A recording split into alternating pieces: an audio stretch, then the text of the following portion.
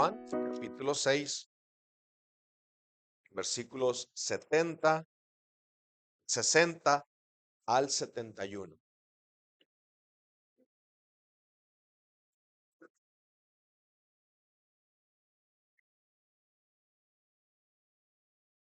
El apóstol Juan graba 3 celebraciones de la Pascua. Estamos en la segunda. Era la Pascua, cuando el Señor hace la multiplicación de los panes y los peces. Es la segunda.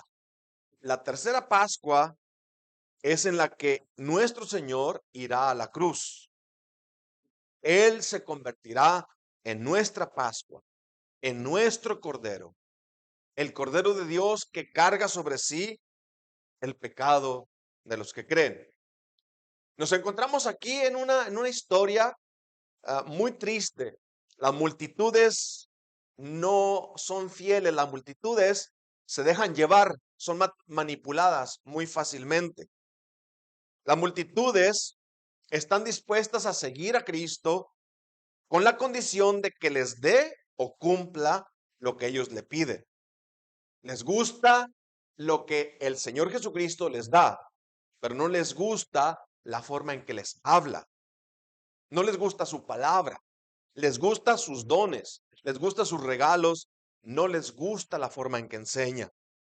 Esta constituye la inmensa mayoría de los que profesan creer en Cristo. En el mundo evangélico o cristiano, lo que se llame, esta constituye la gran mayoría. Buscan los favores de Dios, pero cuando son confrontados con declaraciones como la mente corrupta o la falta de fe o lo buscan por los motivos equivocados, esa supuesta fe se torna en descontento al principio para después convertirse en murmuración y luego en contienda y luego vemos al final, en el capítulo 6, un rechazo completamente abierto.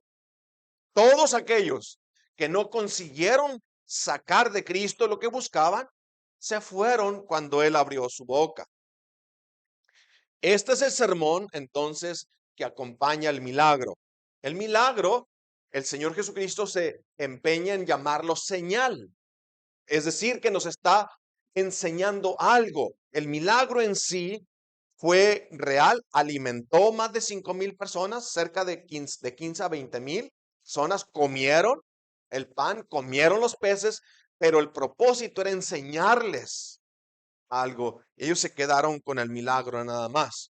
Entonces ahora el Señor está aplicando, haciendo exégesis de la multiplicación de los panes y los peces.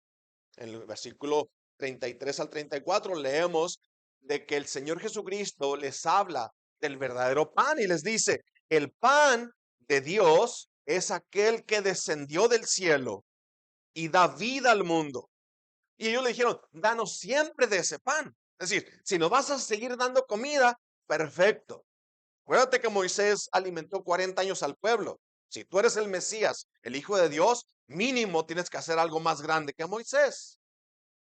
Ese aparente deseo de la oferta de Jesucristo se esfuma rápidamente cuando el Señor hace la explicación. Yo soy el pan del mundo. El que a mí viene, o el que cree en mí, o el que me ve a mí, tiene vida eterna. Murmuraban entonces de los judíos, dice el versículo 41 y 42, porque había dicho, yo soy el pan del cielo. Pues esa murmuración más tarde se convierte en contienda y luego en un rechazo abierto. Y decían entre ellos, ¿no es este Jesús el hijo de José, cuyo padre y madre nosotros conocemos?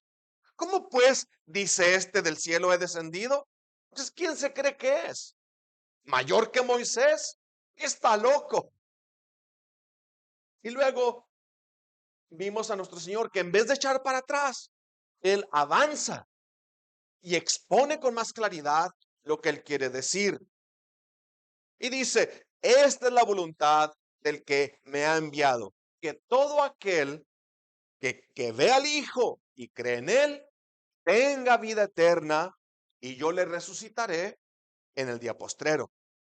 Y luego avanza y dice en el 54, el que come mi carne y bebe mi sangre, tiene vida eterna, y yo le resucitaré en el día postrero. Entonces, vemos la diferencia entre Juan 6:40 y Juan 6:54. En el primero habla de ver y creer, y en el segundo habla de comer y beber. ¿Cuál es la explicación entonces? Es evidente, es clara para el que quiere escuchar. ¿Qué significa comer y beber? ¿Qué significa comer la carne de Cristo o beber la sangre de Cristo? Agustín de Hippo dijo él, ve y cree en el Hijo de Dios y habrás comido su carne y tomado su sangre. Vemos que la mayoría no entiende la explicación de Jesucristo, pero él va avanzando en su doctrina, en su enseñanza. Pero no es nuevo esto de que la inmensa mayoría no entiende. Nicodemo preguntó, ¿cómo puede nacer un hombre siendo viejo? ¿Acaso puede entrar en el vientre de su madre y volver a nacer? Cuando hablaba Cristo de nacer de nuevo. La mujer samaritana, cuando le ofrecieron agua viva, le pregunta y le dice, Señor, si no tienes con qué sacar agua del pozo, ¿de dónde pues tienes tú esa agua viva? Y los judíos preguntaron, ¿cómo puede darnos a comer su carne? Es decir, que hay una relación íntima, conectada íntimamente, escúcheme bien, entre el entendimiento correcto de la doctrina de Cristo y la constancia o la consistencia en la vida del creyente. Aquel que no entiende, que no comprende o que no aplica la palabra de Cristo es inconstante, se mueve muy fácilmente. La Biblia habla de ya no ser niños, de avanzar y dice, y no ser llevados por cualquier viento de doctrina, por la astucia de los hombres malvados y perversos que buscan ganancias deshonestas usando la palabra de Dios. No puedo decir cuál es la relación entre el entendimiento correcto de la doctrina de Cristo y la cantidad de conocimiento de la doctrina de Cristo para ser salvos. Mínimo, yo sé que tienes que saber que Cristo es el único que te puede salvar. Claro, cuando vamos al ladrón en la cruz, dice Alistair Beck, dice, cuando este ladrón en la cruz pone su fe en Cristo, ¿cuánta teología sabía? Yo no sé cuánta teología sabía, pero hasta ese momento era un ladrón condenado a muerte. ¿Qué sabía él? Que Cristo era inocente, que Cristo estaba siendo juzgado por el pecado de otros. Y le dice, acuérdate, Señor, de mí cuando estés en el paraíso. Y el Señor le promete, hoy mismo estarás conmigo en el paraíso. Y Alistair Begg lo pone de manera muy bonita y dice, si llegaba allá y le preguntaron, ¿y tú conoces la salvación por fe solamente? Nunca he oído de eso. ¿Y la justificación o la imputación de la justicia de Dios? No sé qué será eso. Entonces, ¿cómo piensas tú que vas a entrar aquí? Yo no sé. El hombre de la cruz, allí en medio, él me dijo que iba a traerme aquí hoy mismo. Eso es. Ahora, no es lo ideal. Yo no te puedo decir, está bien, quédate allí ignorando las doctrinas de Cristo. No es envidiable. ¿Por qué? Porque es el conocimiento de la palabra de Dios y el conocimiento de sus promesas lo que te va a sostener al momento de enfrentar el mundo, de enfrentar la tentación, de enfrentar las ofertas del enemigo. Es el conocimiento bíblico, verdadero de Cristo el que te va a poder librar del engaño del mundo, del engaño de tu propia carne y del engaño de Satanás. Así que entraremos a la revelación del Hijo de Dios aquí en la Escritura y dividiremos nuestra porción de esta manera. La palabra y la carne, versículos 60 al 63. Dice así, al oírlas, es decir, cuando oyeron la explicación cuando oyeron la aplicación del milagro, dice que al oírlas, muchos de sus discípulos dijeron, dura es esta palabra, ¿quién la puede oír? Sabiendo Jesús en sí mismo que sus discípulos murmuraban, de esto les dijo, ¿esto os ofende? Pues que si vieras al Hijo del Hombre subir a donde estaba primero. El Espíritu es el que da vida, la carne para nada aprovecha.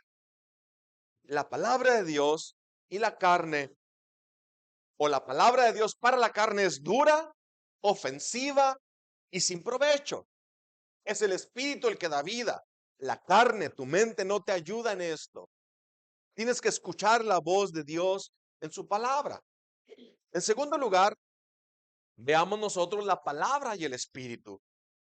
El Espíritu es el que da vida, la carne para nada aprovecha. Y luego Cristo añade y dice, las palabras que yo os he hablado son espíritu y son vida. Pero hay algunos de vosotros que no creen, porque Jesús sabía desde el principio quiénes eran los que no creían y quién le había de entregar. Y dijo, por eso les he dicho antes que ninguno puede venir a mí si no le fuere dado por el Padre.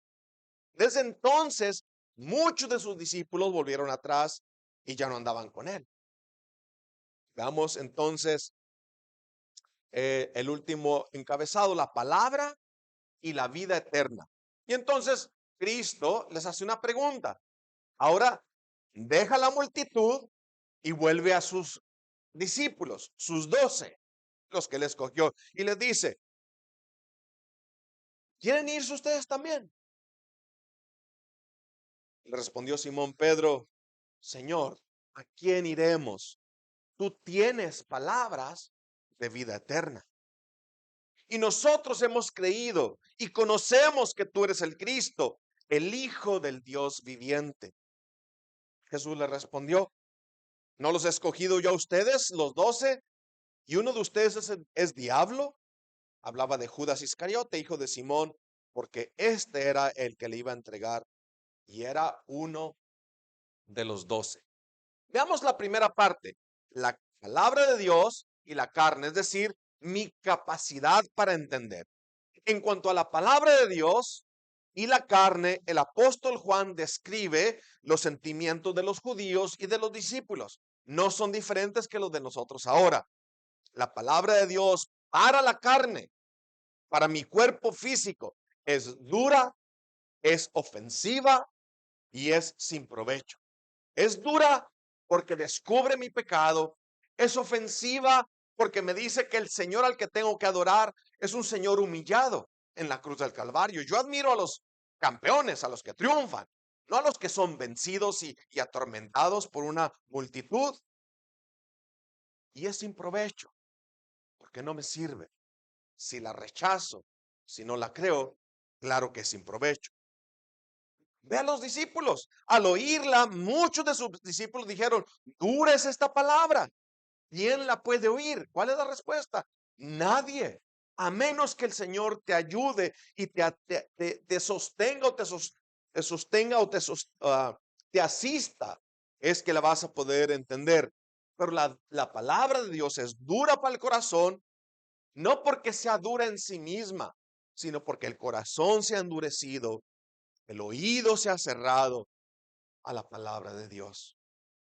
Oh, mis hermanos, qué grave es el pecado del hombre, que nos ha ensegado, nos ha hecho sordos a la palabra de Dios, nos hace ciegos a su grandeza, a la majestad de su gloria, y vivimos como si aquí fuera la eternidad y como si esto fuera todo lo que el Señor nos ofrece. Lo endurece, no lo deja oír. De allí nos rescató el Señor, de allí nos rescató nuestro bendito Salvador, de ese pecado, de la sordera y la ceguera. También de ese pecado nos libró en la cruz del Calvario. Pero aún después de redimidos, aún después de ser traídos por Cristo, atraídos por su amor, hay un pecado, un remanente de ese pecado que nos sigue estorbando para oír con claridad.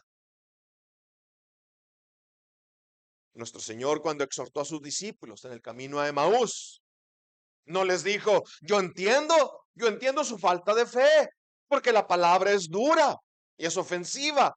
No, Él les dijo, oh insensatos y tardos de corazón para creer todo lo que los profetas han dicho. ¿Cómo se cierra el oído? ¿Cómo es que el pecado cierra el oído del hombre? Si nacimos, mis hermanos, sordos a la palabra de Dios. La sordera se agudiza al escuchar la predicación y rechazar la palabra de Dios.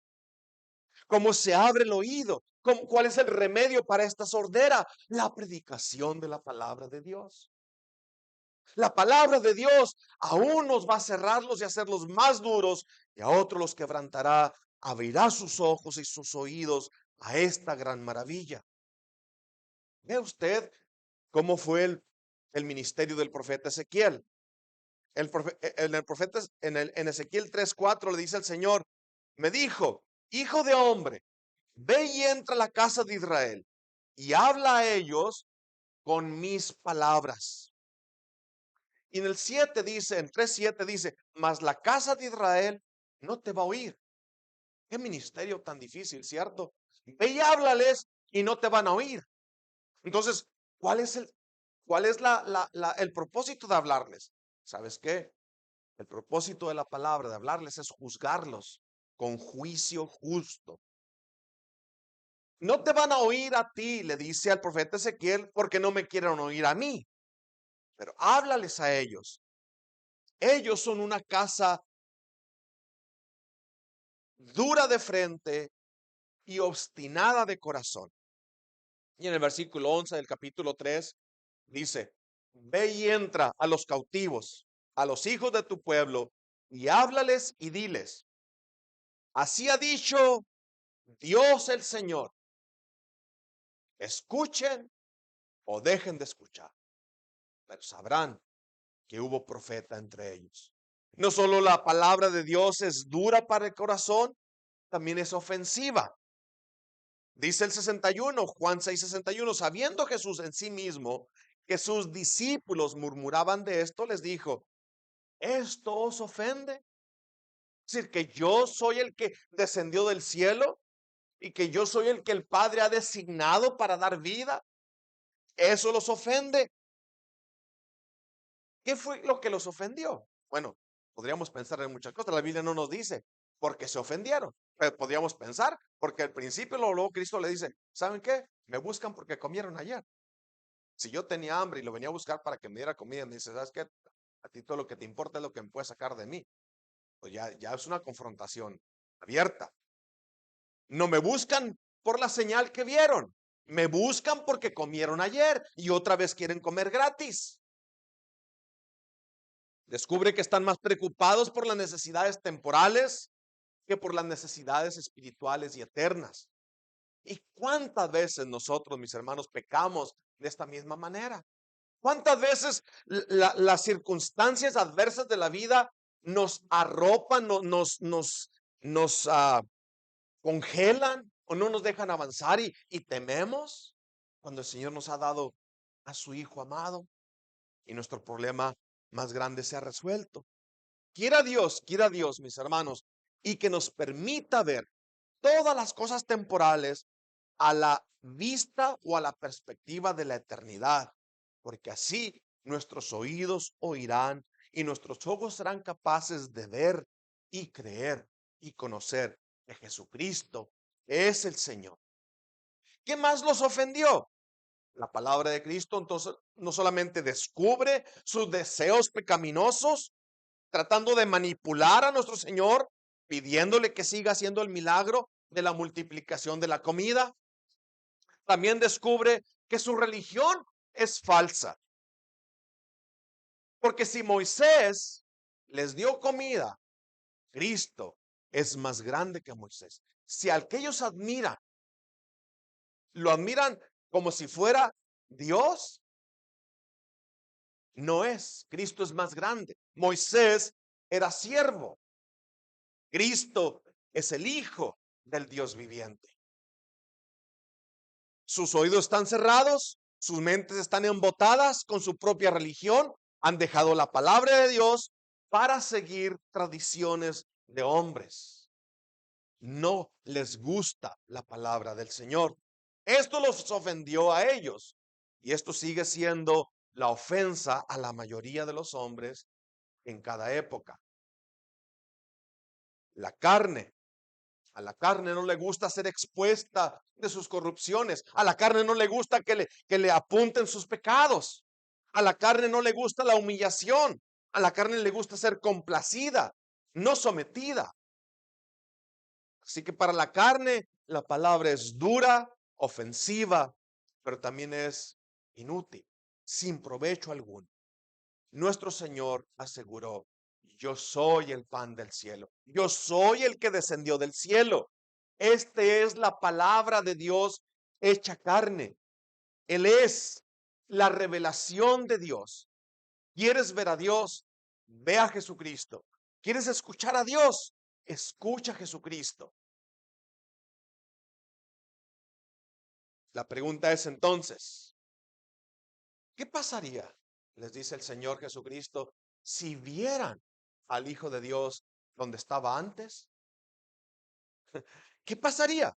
Bueno, la escritura otra vez no nos dice qué pasaría, pero podemos pensar en dos posibilidades. Una, si vieran al Hijo subir donde estaba primero, se quitaría la ofensa. Ya no sería tan duro creer, sería provechoso. O la ascensión del Hijo al cielo aumentaría la ofensa, la haría más dura. Igual que la predicación. Ver y creer en el Hijo de Dios o quita la ofensa o aumenta la ofensa. Porque te va a decir que tu religión no te alcanza, que la justicia personal tuya no te alcanza, es como trapos sucios.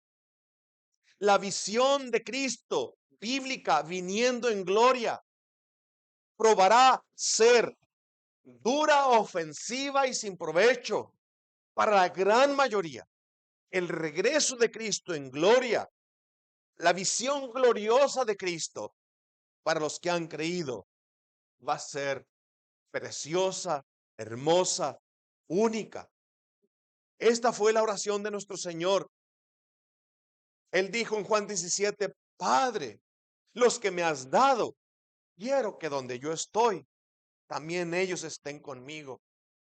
Fíjese bien, ¿cuál es el propósito? Para que vean mi gloria que me has dado, porque me has amado desde antes de la fundación del mundo. Está diciendo el Señor, Padre, aquellos que creyeron y conocieron quién era yo en mi momento más bajo, de más humillación y rechazo, aquellos que creyeron en mí en este momento, también quiero que me vean en el momento más alto, cuando es glorificado. El resto, la Biblia dice que se esconderán y gritarán. Buscarán quien los proteja de la vista del Cordero. El apóstol Pablo dice así en cuanto a esta doble reacción a la predicación de la palabra y a la visión gloriosa de Dios en la persona de Cristo. Pero nosotros predicamos a Cristo crucificado. Para los judíos, ciertamente tropezadero, porque ellos estaban esperando un Mesías político, poderoso, que viniera y sometiera al mundo entero bajo los pies de la nación de Israel. Para los gentiles, locura. ¿Por qué? Como dije antes, nosotros admiramos los que triunfan, los que dominan, no a los que son dominados, no a los que son humillados. Para el gentil es una locura que yo crea en Jesucristo al que ustedes mataron, al que fue a la cruz. Ese es tu Señor. Es una locura. Más para los llamados, es decir, aquellos que han escuchado el llamado de Dios, la voz de Dios en la palabra, en la Biblia. Dice, así sean judíos, griegos, cualquier nación. Cristo es poder de Dios y sabiduría de Dios, porque lo insensato de Dios es más sabio que los hombres y lo débil de Dios es más fuerte que los hombres. Primera de Corintios 1, 23 al 25. Ese es el corazón del evangelio, que cuando nuestro Señor se encontró en el momento más degradante de su vida, fue el momento en el que su gloria fue más visible. En el momento más degradante de su vida terrenal, fue cuando la gloria de Dios fue manifestada. Allí fue donde el Señor nos rescató, entregando su vida voluntariamente por el pecador. La hora en que fue despreciado y humillado, rechazado por el hombre, es el momento en el que se abrió la puerta del paraíso para el remanente, para los llamados, para los escogidos por pura misericordia. Así que el mensaje de la cruz es duro, ofensivo y sin provecho para la carne. Es el Espíritu el que da vida. Veamos los versículos 63 al 66.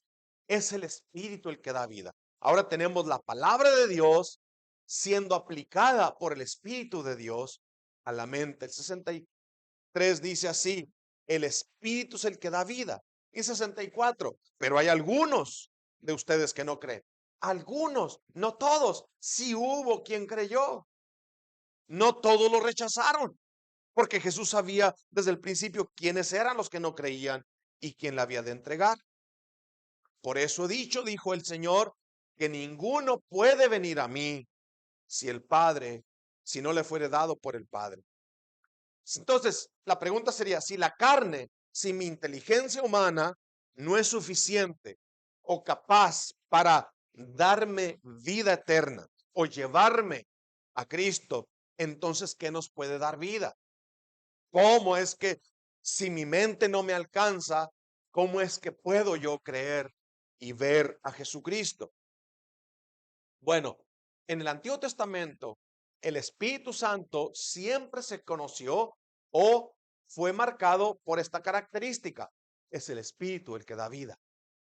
En Génesis 1:2, y la tierra estaba desordenada y vacía, y las tinieblas estaban sobre la faz del abismo, y el Espíritu de Dios se movía sobre la faz de las aguas. Es decir, aquel mundo desordenado, vacío, oscuro, fue hecho un jardín por el poder del Espíritu Santo. Y es una figura perfecta de la vida del hombre sin Cristo.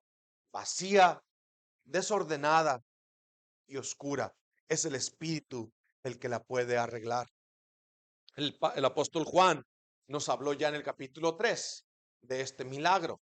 Dice Juan 3, 3 al 8, dice, de cierto te digo, amén, amén, te digo, el que no nace de agua y del Espíritu no puede entrar en el reino de Dios. El que no es limpio por la palabra, por el lavamiento de la palabra y por el Espíritu, no puede entrar en el reino de Dios. Lo que es nacido de la carne, carne es. Lo que es nacido del Espíritu, Espíritu es.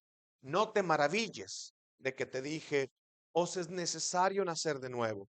El viento sopla de donde quiere y oye su sonido, mas ni sabes de dónde viene ni a dónde va. Así es todo aquel que es nacido del Espíritu. Pero creo que la afirmación de Cristo va más allá. Él dijo antes, las palabras que yo les he hablado son espíritu y son vida. Aquel en el que Dios el Padre puso el espíritu sin medida es el mismo que nos da la palabra. Es el mismo que nos puede decir, las palabras que yo les hablo son espíritu y son vida. Estas son las que pueden salvarte, estas palabras. Pero si tus oídos están cerrados a ellas, ¿cómo podrás ser salvo? Y ahí tendremos, o aquí tenemos el misterio de la regeneración. Nadie puede venir a Cristo si el Padre no le trae. Pero todo el que el Padre trae, viene por medio, dice Pablo, de la locura de la predicación. Dios es soberano. Él salva al que Él quiere. Pero los que son salvos vienen por medio de la predicación de la palabra. Dios es soberano. El medio es soberano. Escucha la palabra de Dios y sé salvo. Juan 5:21 dice, porque como el Padre levanta a los muertos y les da vida, así también al Hijo, a los que quiere, da vida. El medio soberano del Dios soberano que ha escogido para salvar al pecador es la predicación de su palabra. El Espíritu Santo aplica lo que estás oyendo al corazón. La predicación ordinaria. Mira, hemos hablado mucho de esto antes, de la sencillez del servicio. ¿Para qué? Para que la palabra de Dios sea la que sea engrandecida y no un show acá. Para que pongas atención en lo que estás oyendo y dejes de ver cualquier otra cosa que esté atravesándose en tu mente. Escucha, la fe es un don de Dios. Es el Señor el que te va a dar fe. Pero ¿cómo? Dice Romanos, por oír la palabra, por oír la palabra. Dígame, si no es que luchamos con pensamientos y estamos pensando en quizás en las ocupaciones que tenemos, en lo que haremos después del servicio. Se nos va la mente. Es escuchar la palabra de Dios la que puede hacer que el oído se abra y puedas venir a Cristo. Escucha, por favor, tu carne no te dice que vengas a Cristo. Es Dios el que te está llamando. Es su palabra la que te invita a venir. Tu carne no te dice que te humilles y confieses tus pecados y te arrepientas. Es la palabra la que te dice. Tu carne no te dice que tu corazón es duro. Es el Espíritu el que te dice que puede quebrantar tu corazón para que puedas escuchar su palabra. Nadie se alimenta de Cristo sin alimentarse de su palabra. Quisiera, si esta frase se le queda a usted en su mente de todo el sermón, me doy por bien servido. Nadie puede alimentarse de Cristo sin alimentarse de su palabra. Si la palabra de Dios es algo desconocido para ti, entonces tienes tus propias percepciones, tu propio criterio, no bíblico, personal de quién es Cristo. Las palabras de Cristo fueron encontradas como duras, ofensivas por los discípulos. Así que desde entonces, dice 66, muchos de sus discípulos volvieron atrás y ya no andaban con él. Estas palabras son tristes. Volver atrás y ya no andar con Cristo. Eso se llama apostasía. Lo que ellos pedían, Él no se los dio. Y lo que Él enseñaba, ellos no lo recibieron. No hubo ninguna compatibilidad entre uno y el otro. Entonces, Cristo deja la multitud, enfrenta a sus 12 discípulos y les dice, ¿se quieren ir ustedes también? La pregunta que Jesús hace no es como que si no supiera qué es lo que van a hacer sus 12 discípulos. Lo que el Señor está haciendo es confrontarlos para que ellos tomen una decisión consciente de lo que van a hacer. Esto hizo la multitud. ¿Qué van a hacer ustedes? Vamos a tratar de dejar de ver la ventana. Y hasta en eso, ¿verdad? Nos está, ¿cómo se llama?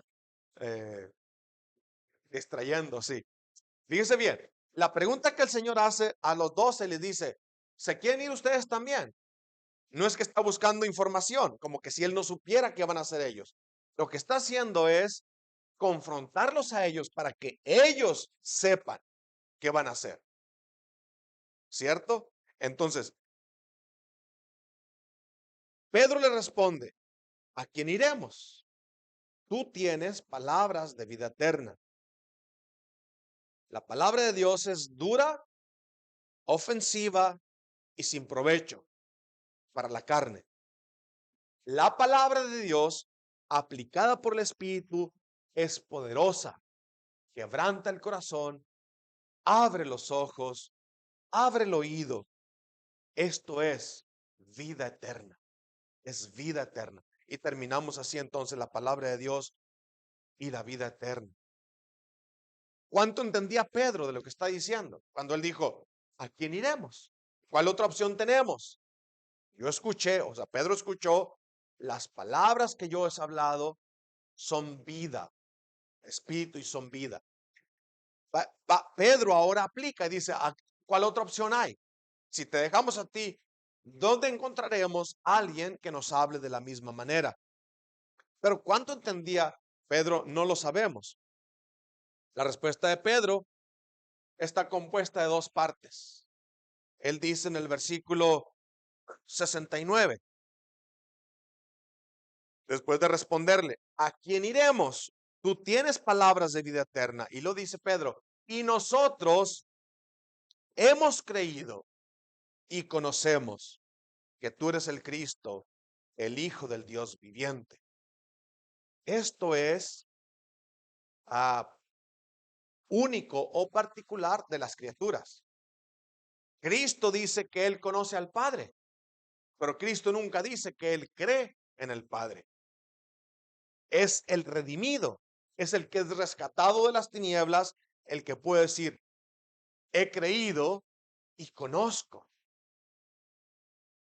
Creer y conocer a Dios, creer y conocer al Hijo, es vida eterna.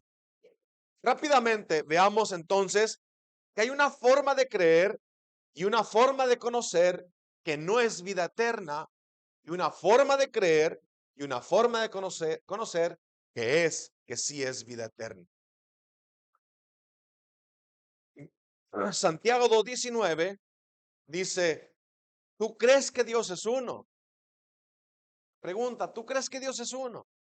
Sí, yo creo que Dios es uno. Bien haces. También los demonios creen. ¿Saben? Algo muy, muy terrible. Los demonios no son ateos. Ellos creen en Dios, lo conocen. Pero ese conocimiento no los trae el arrepentimiento. Ellos están condenados por la eternidad. Ellos no se arrepienten. Cuando ellos escuchan de Dios, su odio aumenta, no baja. Es lo que la Biblia dice de la eternidad. Cuando dejes este mundo, si dejas este mundo sin Cristo, tu odio, la supuesta, la aparente incredulidad inofensiva o la apatía por las cosas de Dios se convierte en odio y coraje, porque es el Señor el que está juzgando. ¿Sabes tú que en la Biblia hay dos confesiones acerca del Hijo de Dios, como la que hizo Pedro? Nosotros hemos creído y conocemos que tú eres el Cristo, el Hijo del Dios viviente. La otra confesión la hizo un demonio. En Marcos 1:23 al 25, había en la sinagoga, dice de ellos, de los judíos, un hombre con un espíritu inmundo que dio voces diciendo, ¿qué tienes con nosotros, Jesús Nazareno? ¿Has venido para destruirnos? Y dice el demonio, sé quién eres, el santo de Dios. Pero Jesús le reprendió diciendo, cállate y sal de él. El Señor no va a permitir que un demonio predique. Pero aquí está el demonio confesando quién es Cristo. Otra vez, una manera de creer. ¿Crees que Dios es uno? Sí, también los demonios creen. No es un conocimiento aquí solamente. El conocer.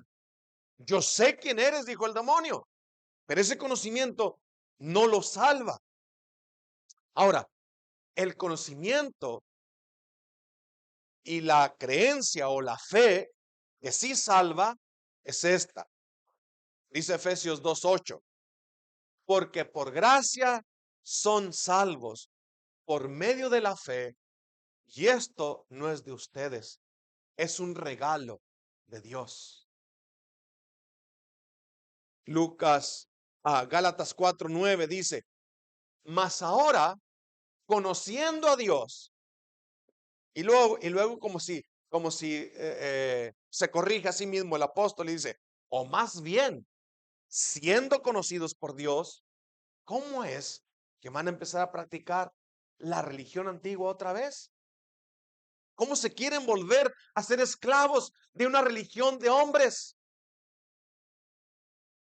Y Lucas 19:10 dice, porque el Hijo del Hombre vino a buscar y a salvar lo que se había perdido.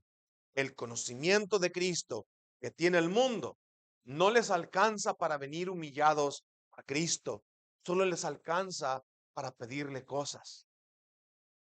Escúcheme otra vez. El conocimiento de Cristo que tiene el mundo, las multitudes, no les alcanza para ver su pecado, para dolerse de su pecado, para avergonzarse de su pecado y venir y exponerlo delante de Cristo y ser salvos. Les alcanza solamente para pedirle cosas. Es como si le pidieran fuerzas para seguir pecando contra Él. La palabra es dura, la palabra es ofensiva, la palabra es sin provecho para la carne. La palabra aplicada por el Espíritu transforma el corazón. La palabra de Cristo es vida eterna para los que creen y conocen al Hijo de Dios, del Dios viviente. Vamos a orar. Gracias, Señor, por esta mañana y gracias por tu palabra. Oh, Padre eterno, te rogamos, Señor, por favor, úsala, Señor, para transformar nuestros corazones, para poder ver al Hijo de Dios glorioso, ofreciendo perdón y vida eterna, para poder creer que Él es el Hijo del Dios viviente, pero de manera que seamos suyos, hechos suyos, hechos sus siervos, sus súbditos. No nos cuentes, Padre, entre la multitud que dice que cree, que dice que conoce, pero que se retracta, se vuelve atrás.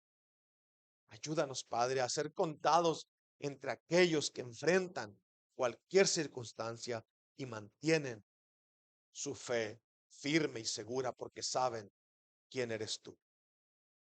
Gracias, Señor, por la salvación tan grande que nos ofreces a través de tu Hijo. Gracias, Padre, en su nombre te agradecemos.